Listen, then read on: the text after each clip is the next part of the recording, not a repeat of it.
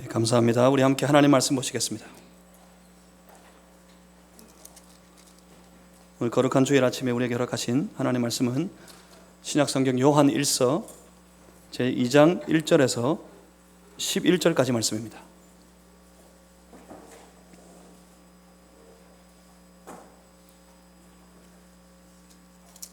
제가 가지고 있는 성경책에는 신약성경 388페이지에 있습니다.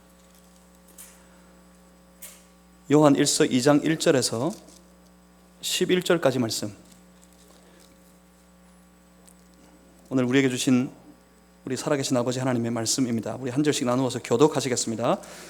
나의 자녀들아, 내가 이것을 너희에게 쓰면 너희로 죄를 범하지 않게 하려 함이라. 만일 누가 죄를 범하여도 우리 앞에서 우리에게 대언자가 있으니 곧 의로우신 예수 그리스도시라.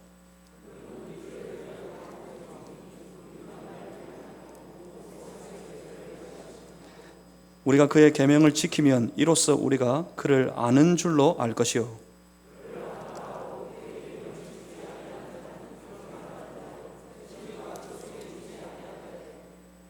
누구든지 그의 말씀을 지키는 자는 하나님의 사랑이 참으로 그 속에 온전하게 되었나니 이로써 우리가 그의 안에 있는 줄을 아노라.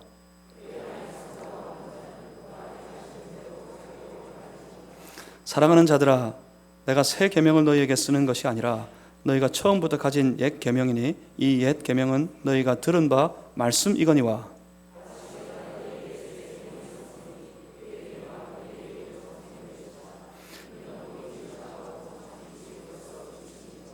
빛 가운데 있다 하면서 그 형제를 미워하는 자는 지금까지 어둠에 있는 자요,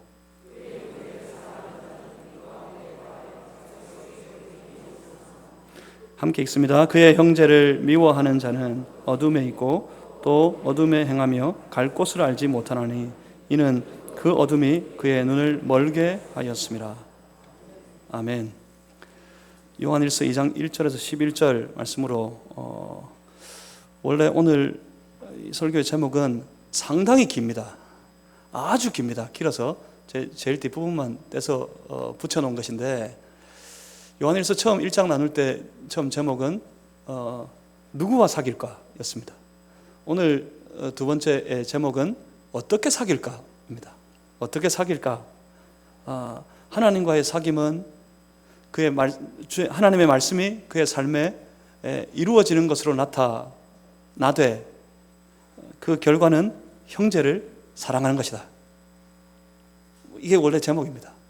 어떻게 사귈까? 저와 사귐은 형제 사랑으로 나타난다. 오늘 하는 제목 가지고 함께 말씀 나누겠는데 제가 잠시 기도하겠습니다. 살아계신 아버지 하나님,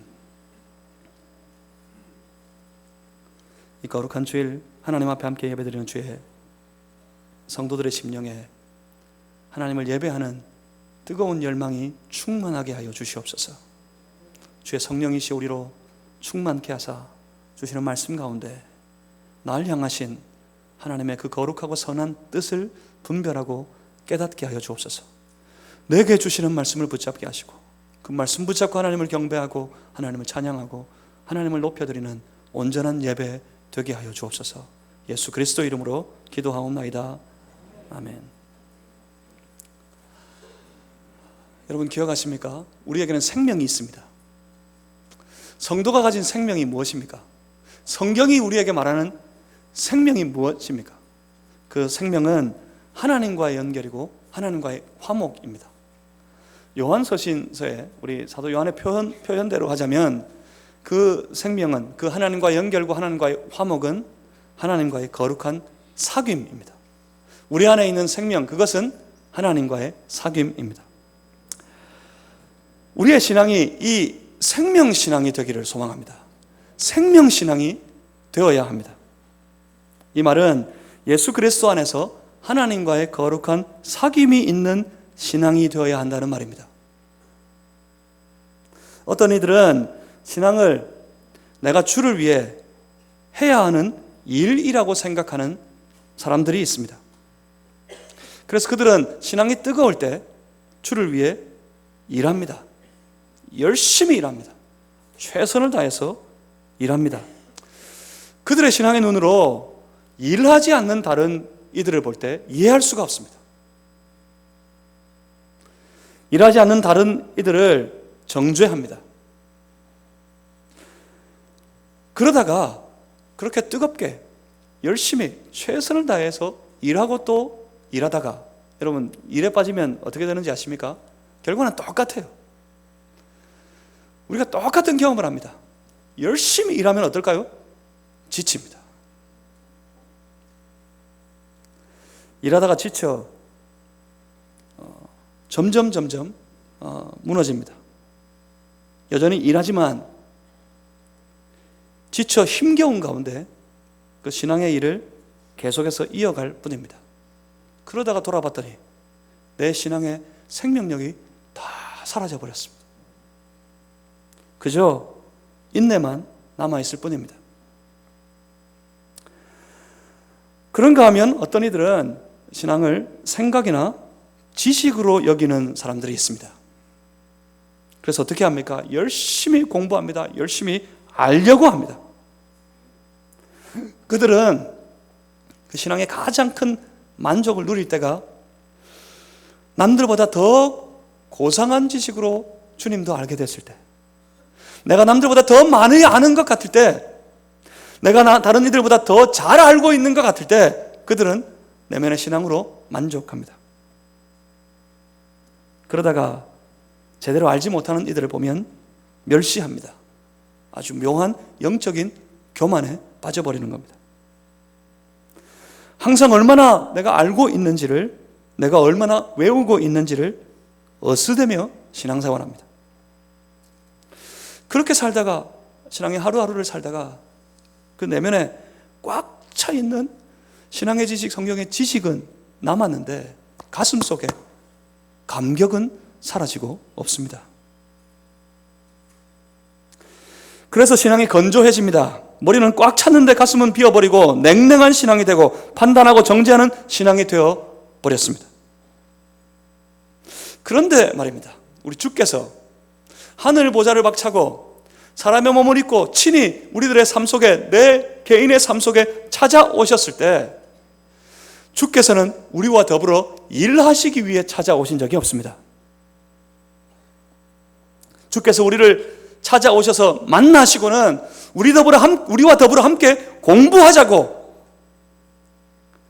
그렇게 말씀하신 적이 한 번도 없습니다. 여러분, 주가 오신 그때를 기억합니까? 여러분, 주님을 만난 그날을 기억합니까? 주님이 이 땅에 오셔서는, 주님이 내 삶에 찾아오셔서는 내 내면에 가득 차 있던 모든 어둠을 다 몰아내시고 물리치시고 밝고 빛나고 광명한 가운데 그 주님과 빛 대신 예수 그리스도와 더불어 함께 교제하고 함께 더불어 사귀기 위해 나더러 교제하자고, 나더러 사귀자고 주께서 나를 만나주셨고 내게 찾아오셨습니다. 마음을 열고 이 시간 나와 더불어 교제하기를 원하시는 내 주님을 마음껏 맞이하시는 여러분들이 되시기를 주님의 이름으로 소망합니다. 말씀과 기도와 찬양으로 우리 주님을 만나보세요. 그 주님과의 교제 속에서 이전에는 겪어보지 못했던 놀라운 감격과 기쁨이 샘솟아나는 것을 여러분 다 누릴 수 있게 될 겁니다. 만약 우리의 삶에서 이 사귐이 깨어지면 다시 그 즉시 세상의 어두움이 우리의 내면에 밀려 들어옵니다. 다시 어두움 속에서 모든 관계와 일이 깨어지고 그 모든 관계와 모든 일을 다 망쳐버리고 그 어둠 속에서 모든 것을 무너뜨리고 결국 그 어둠 속에서 모든 것을 죽입니다. 오늘 우리가 사는 이 시대에 우리 삶의 모든 주변을 한번 살펴보십시오. 우리의 삶의 깊은 곳에, 우리의 삶의 주변에 밀려 들어와 있는 이 모든 어두움과 이 죄악의 모습들, 이것들은 어쩌면 전부 다 이 땅에 주님과 빛 되신 예수 그리스도와 더불어 함께 사귀는 신앙의 삶을 살아야 하는 주의 백성들에게 하나님과의 그 거룩한 사귐이 무너지고 깨어진 결과들일 겁니다. 세상의 어두움은 우리 안에 하나님과의 사귐이 깨어져 어두움이 밀려 들어왔기 때문입니다. 그렇습니다. 이 세상의 변화, 이 시대의 변화는 다시 우리 믿는 자들의 삶 속에 하나님과의 거룩한 사귐이 회복되는 것에서부터 시작될 겁니다. 세상을 변화시키고 싶습니까? 저는 우리 주의 몸된 교회가, 우리 마산제일교회가 이 땅을 변화시키는 교회가 되었으면 좋겠습니다. 우리끼리 만족하고 우리끼리 즐거운 교회가 아니라 세상을 변화시키는 교회, 세상을 변화시키는 성도 되기를 주님의 이름으로 소망합니다. 어디서부터요? 하나님과의 사귐이 내 안에 회복되는 것에서부터 시작입니다. 그렇습니다. 주님과의 사귐이 있으면 모든 어두움은 물러가고 그 안에 죄는 끊어지고 다시 죽어가던 모든 것들이 살아나게 될 것입니다. 왜 그럴까요? 하나님과의 사귐, 그 사귐은 세상을 바꿉니다. 어떻게 그럴 수 있을까요? 우리는 봅니다. 이 사도 요한의 절절한 권면을 통해서 우리는 그 길을 봅니다. 그 방법을 찾습니다. 먼저 요한의 선포를 들었습니다. 요한 1서 1장 5절에서 사도 요한은 하나님은 어두움이 전혀 없으신 빛이라고 선포했습니다. 그렇습니다. 우리 주님은 빛이십니다. 모든 어둠을 물리치는 빛 되셨습니다. 그런데 문제는 그 빛이 우리의 삶 속에 바로 내 삶을 비추어 버렸다는 사실입니다. 우리 주님은 빛이십니다. 그 빛이 내 삶을 비추었어요. 빛이 들어왔습니다. 우리의 인생에, 우리의 내면의 삶에 그 빛이 들어왔습니다. 빛이 들어오면 어떻게 될까요? 빛이 비추어지면 어떤 현상이 벌어집니까? 빛이 내 삶에 칠흑 같은 죄악의 어둠 속에 신음하고 있던 내 삶에 빛이 비추어져 빛이 들어왔을 때 내 안에 붙잡고 있던 모든 어두움은 물러갔습니다. 그렇습니다. 빛 대신 내 주 예수 그리스도가 내 삶에 들어왔을 때 내 삶을 짓누르고 있던 모든 어둠의 죄악의 쓴뿌리들은 사라졌습니다. 죄악의 어둠 속에서 신음하고 있던 우리, 그 죄악 가운데, 죄악의 어두움 가운데 세상에서 철저하게 분리되어서 오직 혼자, 오직 나만 이 고통 가운데, 이 어려움 가운데 외롭게 하루하루를 살아가고 있는 줄 착각하고 있을 그때, 우울에 빠져서 괴로워하고 고통 가운데 신음하고 있던 그때 빛 대신 예수 그리스도께서 어두운 삶에 빠진 내 삶 속에 찾아 들어오셨습니다. 죄의 권세에 붙들려 술이나 마시고 담배 피는 낙에 빠져 살아가고 있을 때, 이게 낙이래요. 이게 낙. 예수 믿고 천국 가신 저희 아버님, 제가 그렇게 예수를 믿으시라고, 그렇게 교회 가자고 그랬을 때 그분이 그러셨어요. 교회를 가면 술은 고사하고 이 담배를 끊어야 될 텐데 내가 이 담배 피는 낙 하나 없이 어떻게 세상을 살겠느냐고 그러시더라고요. 그 말을 들을 때. 그래서 그 때문에, 그 담배 피는 낙 때문에 교회를 못 가겠대요. 교회를. 아들 따라 교회 가고 싶은데 이것 끊어버리면 낙이 없을 줄 알고 교회를 못 가겠다고 이야기하시는 제 아버님 보면서 속으로 너무 불쌍했습니다. 삶의 낙이 이 한낱, 이 짧은 담배 한 가치 속에 있어요. 담배 피는 낙에나 빠져 살고 남들을 미워하고 증오하고 세상을 원망하고 다투며 살아가던 어두운 내 삶 속에 빛 대신 예수 그리스도께서 들어오셨습니다. 찾아오셨습니다. 그래서 내 삶의 모든 어두움을 다 물리치셨습니다. 그래서 그 빛이 들어왔을 때, 그 빛이 들어가는 자리마다, 그 빛을 비추는 자리마다 인생이 변했습니다. 사람이 변했습니다. 빛이 들어와 어둠을 물리치고 내 삶이 밝아졌습니다. 모든 죄악의 습관을 끊어버리고 과감하게 다 떨쳐버리고 밝은 빛 가운데 살아가기 시작합니다. 그 안에 기쁨이 있고 그 안에 감격이 있고 그렇게 주님과 더불어 날마다 하루하루 사귀며 교제하며 살아갑니다. 여러분, 끊으세요. 여러분, 떨쳐버리세요. 아직도 미련이 남아서 끊어버리지 못하고 떨쳐버리지 못한 죄악의 쓴뿌리, 죄악의 습관들. 그래요. 주님과의 사귐 속에서 그것은 아무것도 아닙니다. 과감하게 끊어, 과감하게 단절하고, 신앙의 빛 가운데 들어가 빛 대신 예수 그리스도와 더불어 기쁨으로 즐겁고 행복하게 사귀며 교제하며 살아가는 성도들이 다 되시기를 주님의 이름으로 축복합니다. 그래서 사도는 선포합니다. 본문 1절에 나의 자녀들아 내가 이것을 너희에게 쓰면 너희로 죄를 범하지 않게 하려 함이라. 죄를 범하지 않도록, 다르게 표현하면 요한일서 1장의 식으로 다시 표현하자면 어두움 가운데 행하지 않도록 하는 말입니다. 어두움 가운데 행하지 않도록, 그래서 하나님과의 사귐이 끊어지지 않도록 하기 위해 요한은 이 간절한 권면을 시작하고 있습니다. 왜요? 무엇 때문이었을까요? 왜냐하면 어느새 그때 이 교회가, 어느새 그때 그 교회의 성도들이 하나님과의 이 사귐, 이 교제에서 멀어져 가고 있는 것을 보았기 때문입니다. 신앙의 1세대가 점점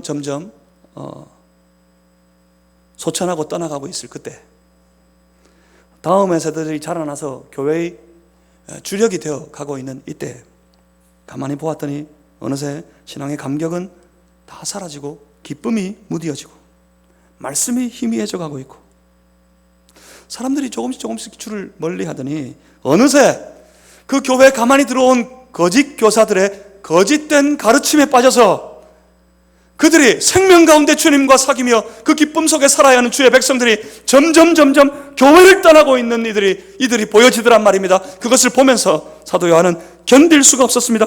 사도 요한은 그것을 보면서 너무 안타까웠습니다. 그래서 외칩니다. 나의 자녀들아, 내가 이것을 쓰는 이유는 너희로 다시 저 어둠의 죄악 속에 빠져 살아가지 않도록 하기 위해서, 그렇게 간절한 마음으로 호소하고 있는 것이었습니다. 계속해서 사도는 이렇게 선포합니다. 보면 1절에 이어서 하는 말씀이 만일 누가 죄를 범하여도 아버지 앞에서 우리에게 대언자가 있으니 곧 의로우신 예수 그리스도라. 죄를 범해도 우리에게 우리의 죄를 대신 고해줄 우리의 대언자 예수 그리스도가 있다. 그렇게 말씀합니다. 여러분 오해하지 마십시오. 이 말씀은 면죄부가 아닙니다.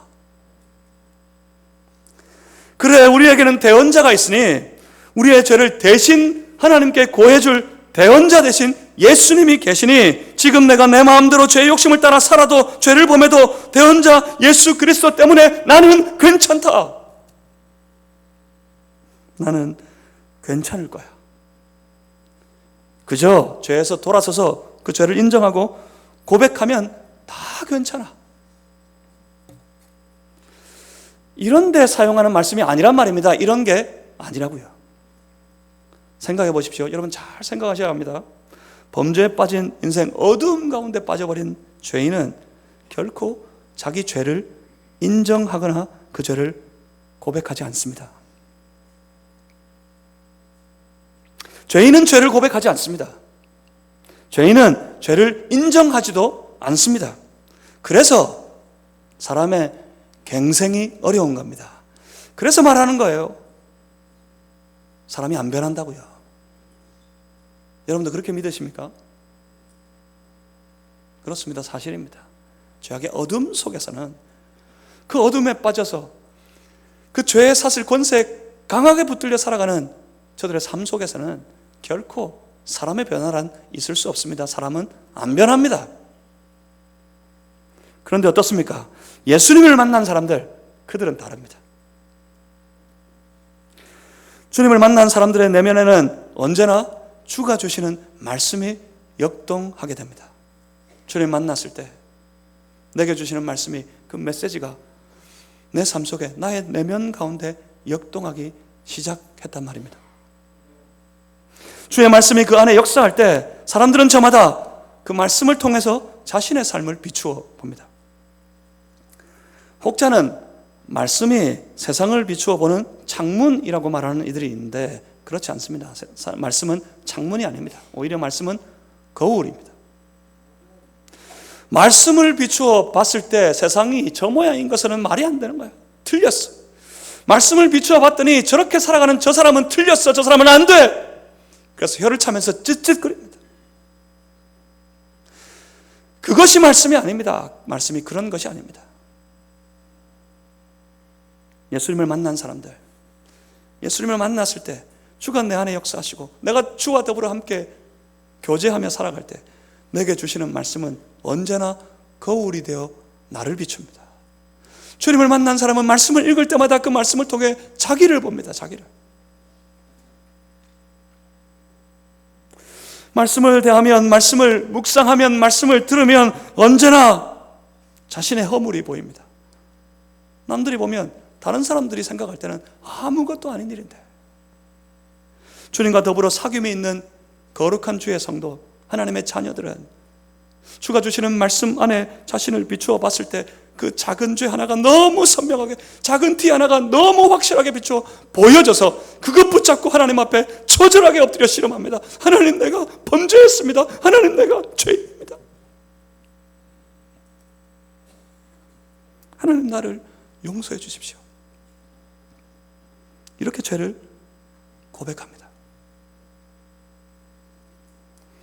그들이 죄를 인정하고 그들이 죄를 고백합니다. 그런데 그 추악한 죄의 모습 속에도 불구하고 내 안에 나의 대언자가 되신 예수 그리스도가 계심을 그가 믿기 때문에 예수 그리스도를 힘입어 주님 앞에 나아가 그렇게 기도합니다. 주여, 이제 나는 이 죄의 어둠의 길에서 벗어나 이 죄의 길에서 떠나 주님 만나고 주님과 더불어 사귀는 정결한 신앙의 삶을 살아가기 원합니다. 그렇게 기도합니다. 그렇게 주님과 사귐이 있는 성도들은 자신의 죄를 인정하고 고백하며 주님 앞에 가까이 달려갑니다. 그럴 때마다 예수님 때문에, 그 주의 말씀 때문에 자신의 삶에 밀려와 있는 모든 어둠을 물리치고 죄를 멀리하는 그런 삶을 살아가기를 원하는 강한 열망들이 생겨납니다.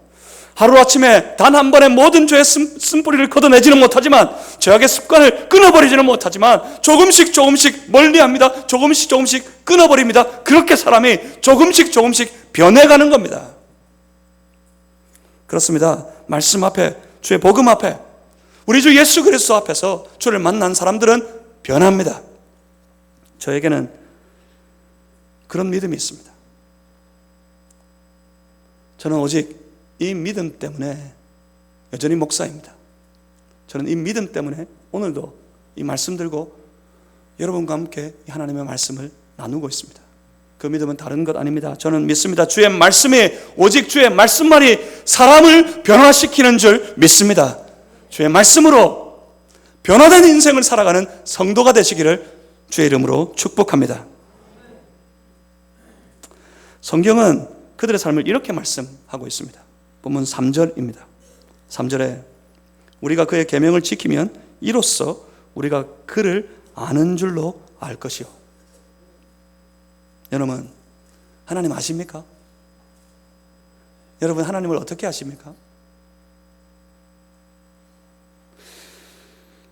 여러분, 정말 하나님을 아십니까? 거짓말 아닙니까? 과연 내가 하나님을 알까요? 여기서 안다, 우리가 그를 아는 줄 알 것이다 할 때 여기서 안다, 이것이 무엇입니까? 그렇습니다. 그것이 바로, 여기서 안다는 것이 바로 우리 주님과의, 우리 하나님과의 사귐을 의미합니다. 안다는 말은 사귐이 있다는 말의 다른 표현입니다. 주와 사귀는 자는 주의 계명 곧 말씀을 따르는 것이라고 그렇게 사도는 선포하고 있습니다. 기억하십시오. 신앙은 다른 것이 아닙니다. 신앙은 말씀이 내 생활 속에 이루어지는 삶, 그것이 바로 신앙입니다. 신앙은 그러니까 관념이 아닙니다. 신앙은 그렇다고 한 주에 한 번씩 교회 다니는 것이 아닙니다. 신앙은 마음이 답답해서 기도원 찾아가는 것이 아닙니다. 그렇다고 신앙은 신기한 능력도 아닙니다. 신앙을 생각 속에만 넣어두고 신앙을 교회 안에만 가두어 둔 채 신앙을 이상한 현상을 경험하는 것으로 치부해 버려서 지금 보십시오. 이 땅의 한국 교회가 이렇게 영적으로 체질이 바닥이 되어 있습니다. 이걸 누가 책임집니까? 바뀌어야 합니다. 변화되어야 합니다. 신앙은 예배 드릴 때, 기도할 때, 찬양할 때 내 안에 드는 이상한 기분이 아닙니다.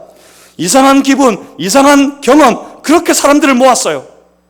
이 땅의 교회가 그렇게 사람들 끄집어 모았습니다. 모아서 교회 안에 가두어두고 밖을 보지 못하게 하고 그저 교회 안에서만 살아가도록 만들었습니다. 삶에서 어떤 영향도 없고 그저 교회만 다닙니다. 그런데 그렇게 교회는 커졌습니다. 세계에서 가장 큰 교회를 만들었습니다. 그런데 사람들이 점점 교회로 모여들고 사람들이 점점 교회 안에서만 만족하고 사람들이 점점 교회에 모여 주여 주여 부르짖으며 그 속에 머물러 살아가고 있을 때 교회가 점점 커져가고 세계에서 가장 큰 교회를 만들었을 때 그런데 정작 이 땅의 모든 삶 속에서 삶의 현장에서 교회의 능력은 바닥이 되었습니다. 한국 선교척이 복음에 전도되어진 초기에 이러지 않았어요. 그 적은 무리의 주의 백성들 때문에 세상이 발칵 뒤집혔습니다. 그런데 지금 점점 교회로 사람들이 몰려들기 시작하면서 교회의 영향력은, 교회의 능력은 점점 바닥이 되어 가더니 지금은 완전히 무너져 버렸습니다. 이렇게 영적인 체질이 바닥이 되어 버렸습니다. 이런 교회를 누가 책임집니까? 왜 이 땅의 성도들의 신앙의 삶을 이 모양으로 만들어 버렸습니까? 누가 책임집니까? 누가 책임져야 합니까? 교회의 머리 대신 예수 그리스도 앞에서 말입니다. 우리가 우리의 신앙을 너무 폄하시켰습니다. 너무 축소했습니다. 너무 작게 만들어 버렸습니다. 교회 안에만 가두어 두어 버렸습니다. 교회 안에 있으면 안심하고 교회 안에 있으면 만족했습니다. 그런데 이것이 아닙니다. 이것은 신앙이 아닙니다. 우리는 성경을 통해서 볼 수 있습니다. 성경을 통해서 봅니다. 복음은 가만히 가두어 둘 수 있는 것이 아니라고요.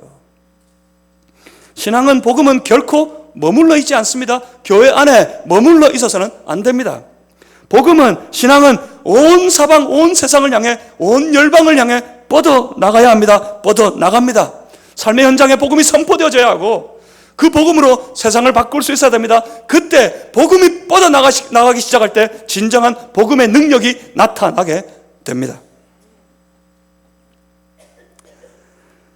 복음 들고 세상을 향해 나아가 복음이 되신 주 예수 그리스도를 선포하는, 그래서 온 세상을 바꾸는 그런 능력 있는 신앙을 우리가 회복해야 합니다. 그 변화, 온 세상을 변화시키는 복음의 능력, 그것은 어디에서부터 시작일까요? 그렇습니다. 그것은 말씀에서부터 시작입니다. 모든 신앙의 운동은 반드시 말씀 운동입니다.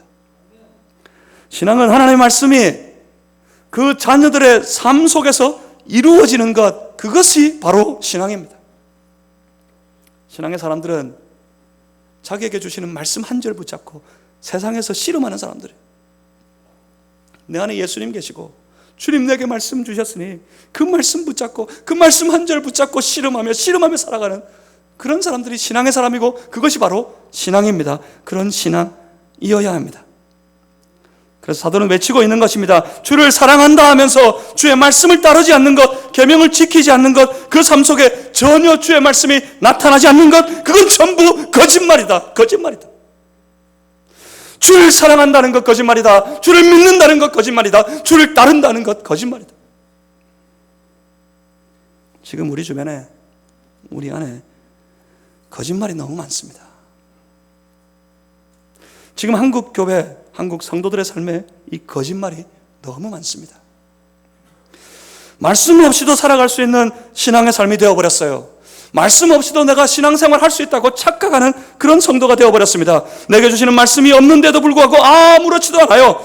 말씀이 안 들리는데도 신앙생활 잘합니다. 신앙생활 잘만 합니다. 말씀이 없으면, 말씀이 들리지 않으면 하나님 앞에 나아가서 그 주님 앞에 엎드려서 발부둥치고 씨름해야 될 텐데, 내 은행에 잔고가 떨어지고 돈 다 떨어지면, 돈 한 푼 없어지면 그렇게 발부둥치면서 말씀이 들리지 않는데, 말씀이 없는데 신앙생활 잘합니다. 교회생활 잘합니다. 하지만 사도 요한은 그들을 향해 분명히 선포합니다. 계명, 곧 말씀을 지키면 말씀을 지키는 자는 하나님을 아는 사람이라고.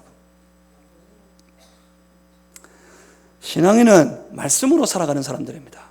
신앙인들은 말씀 붙잡고 사는 사람들입니다. 매일매일 주의 말씀 묵상하고 주시는 그 말씀, 내게 주시는 그 말씀 붙잡고 그 말씀대로 살아가려고 이 모양 저 모양 발버둥치고 애를 씁니다. 말씀 속에서 만나는 내 주 예수 그리스도, 말씀 속에 경험하는 그 하나님 경배하고 찬양하고 더 만나고 싶어, 더 교제하고 싶어 주의 이름을 부르며 간절히 기도하고, 때때로 삶에 힘겹고 어렵고 지쳐버렸을 때 말씀 주시는 하나님을 여전히 신뢰하여서 그 말씀 가운데 새로운 소망을 품고 삶에 주시는 작은 은혜 그것 붙잡고 하나님 앞에 감격하고 감사하면서 매일매일 그렇게 살아갑니다. 바로 이것이 신앙생활입니다. 이것이 내 주님과의 사귐입니다. 이번 한 주간 그런 신앙의 삶, 그런 뜨거운 신앙의 사귐이 있는 성도의 삶이 다 되시기를 이 종은 주님의 이름으로 소망합니다. 본문 6절에서 계속해서 사도는 이렇게 선포합니다. 그의 안에 산다고 하는 자는 그가 행하시는 대로 자기도 행할지니라. 이 말씀이 우리 안에, 여러분 가슴 속에 울려 퍼지기를 소망합니다. 그의 안에 산다고 하는 자, 주님과 더불어 사귐이 있다고 말하는 자, 그들은 그의 행하시는 대로 자기도 행하는 사람들이라고 사도가 선포하고 있습니다. 이 선포의 말씀이 우리의 가슴 속에 울려야 합니다. 그래서 주여, 내가 주 안에 있기를 원합니다. 내 안에 주님 계시니 나도 주님 주시는 말씀을 따라 이제 살아가겠습니다 하는 놀라운 결단과 놀라운 결심이 우리 안에 있기를 주님의 이름으로 소망합니다. 그런 결단이 일어나야 합니다. 그래서 성도는 오늘 주시는 하나님의 말씀에 주목합니다. 날마다 주시는 그 말씀에 주목합니다. 무엇 때문에요? 거기에 내 살아갈 방법이 있으니까. 거기에 내가 살아갈 길이 있으니까. 그것이 바로 내가 주님과 사귀는 방법이니까. 그래서 그 말씀에 주목합니다. 그 계명이 무엇입니까? 그 말씀이 무엇입니까? 사도 요한은 오늘 본문 7절에서 그것은 우리에게 이미 주어진 모든 말씀이라고 그럽니다. 그리고 또 이 모든 말씀을 완성하는 의미에서 우리 주께서 허락하신 새 계명이 있다고 선포합니다. 그렇습니다. 새 계명이 있습니다. 이 새 계명이 무엇입니까? 요한복음 13장 34절 35절에서 말씀하신 내가 너희에게 새 계명을 주노니 너희는 서로 사랑해라. 내가 너희를 사랑한 것 같이. 그러면 모든 말씀이, 모든 계명이 다 이루어집니다. 살인하지 말라, 살인하지 말라. 아무리 가르쳐도 소용없어요. 살인하는 것, 누구를 내 마음속에 미워하기만 해도 살인이라고 예수님께서 말씀하셨다. 그거 열심히 외워도 소용없어요. 불현듯이 밀려들어오는 미움 때문에 살인해버리는데, 죽여버리는데, 그런 거 소용없어요. 그런 거 소용없어요. 새 옷 입고 살아라, 새 옷 입고 살아라. 아무리 가르쳐도 소용없어요. 여러분 어릴 적 명절만 되면, 설날 되면 때때 옷 입어보셨어요? 1년 내도록 옷 한 벌 안 사주다가 명절만 되면, 추석 설날 되면 저희 어머니 그렇게 아끼시는 저희 어머니가 새 옷을 사줘요. 새 옷을. 그것을 벽에 딱 걸어두고, 엄마 그럽니다. 내일 아침에 일찍 일어나서 저 새 옷 입기 위해서 목욕 재개하고 깨끗한 몸으로 새 신발 주면, 새 신발 여러분 해보셨어요? 새 신발 머리맡에 딱 두고 잡니다. 누가 가져갈까 봐. 발 깨끗하게 씻고 새 신발 신어라, 그렇게 말합니다. 그런데 내 안에는 이미 준비됐어요. 그런 거 필요 없어요. 엄마가 뭐라 말해도 목욕해라, 발 씻어라, 그런 거 필요 없어요. 그것만 기다리고 있는데 저 옷, 1년 내도록 입어보지 못하는 새 옷, 저 옷 입고 싶어가지고 누구보다 일찍 일어나서 발 깨끗하게 씻고 몸 깨끗하게 씻고 그 옷 입어요. 그 옷 입어요. 살인하지 말라, 가늠하지 마라, 도적질하지 마라, 그런 말 필요 없어요. 주님 사랑하면 됩니다. 주님 사랑하면 살인도 안 합니다. 주님 사랑하는데 어떻게 우상을 숭배하겠습니까? 주님 사랑하는데 어떻게 도적질합니까? 주님 사랑하는데 무엇을 탐내며 살겠습니까? 모든 계명을 완성하는 새 계명을 선포합니다. 사도 요한은 본문 8절에서 다시 내가 너희에게 새 계명을 쓴다고 선포합니다. 그렇다면 이게 우리의 신앙을 점검하는 포인트예요. 내가 주님과 사귀는 신앙의 삶을 잘 살고 있는 그 신앙의 삶을 점검하는 포인트가 여기에 있습니다. 내 안에 주의 말씀이 선포되어지고, 그 말씀이 내 삶을 울리고, 그 말씀 붙잡고 하루하루 날마다 주님 말씀대로 살아가려고 발버둥치고 애쓰는 삶 속에 이 말씀이 이루어지고 이 말씀이 나타납니다. 모든 계명은 다 완성되고. 그것이 무엇입니까?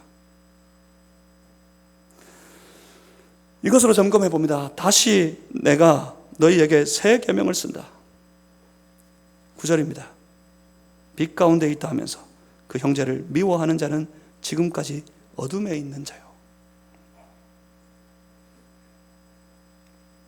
빛 가운데 있다 하면서, 그러니까 하나님과 우리 예수님과 더불어 사귐이 있다고 말하면서 그의 삶의 열매는 형제를 미워하는 것으로 나타나는 자들, 이건 전부 가짜다.